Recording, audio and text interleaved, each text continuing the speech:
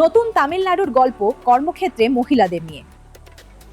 আসলে দেশ থেকে ইলেকট্রনিক্স রপ্তানির 40%-এরও বেশির জন্য তামিলনাড়ু দায়ী এবং টাটা ইলেকট্রনিক্স, ফক্সকন বা পেগাট্রনের মতো ইউনিটগুলিতে 70-80% কর্মী হলেন মহিলা।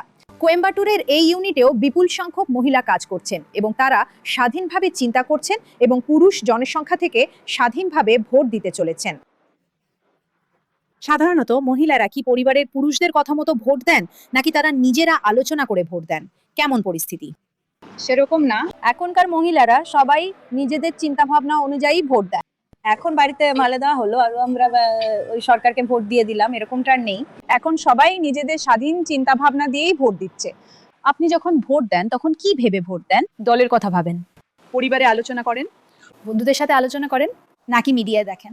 সেরকম না। আমার বাবা প্রথম থেকেই একটা নির্দিষ্ট দিকে আমাকে নিয়ে এসেছেন।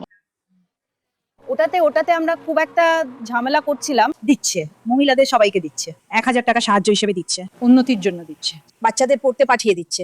বিনা পয়সায় দিয়ে এখন সব ট্যাক্স বাড়িয়ে দিয়ে এইসব করছে, তাই না? ওই রকম থাকাটা আমাদের জন্য সমস্যাই তো।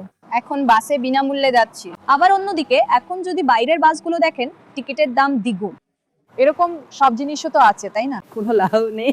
3টের সময় একটা সিনেমা দেখতে পারি, ওনার হাতে 5 বছরের শাসনভার দেওয়া যেতে পারে কি? অবশ্যই ওনাকে বিশ্বাস করে আমরা দিতে পারি, কারণ এখন যদি দেখেন এখন বিজয় আসার পর সবার ভয় ধরে গেছে।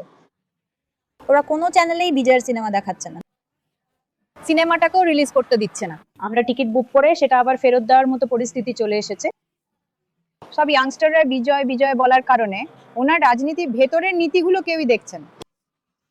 সেই নীতিগুলো দেখে দেশের জন্য কোনটা ঠিক সেটা বলে এলেই হবে, যে কেউ ভালোভাবে করলেই হবে এমন নয় যে বিজয়কেই আসতে হবে। এত কোটি টাকা ছেড়ে দিয়ে ওনার এখানে ইলেকশন বা পলিটিক্স এসে টাকা রোজগার করার কোনো দরকারই নেই।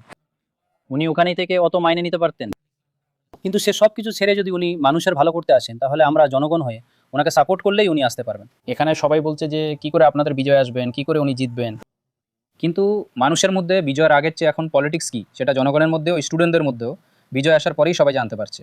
তাছাড়া এর আগের রাজনীতি অন্য ছিল, এখনকার রাজনীতি অন্য। নিশ্চয়ই এই ইলেকশনে বিজয় একটা সংখ্যাগরিষ্ঠতা নিয়ে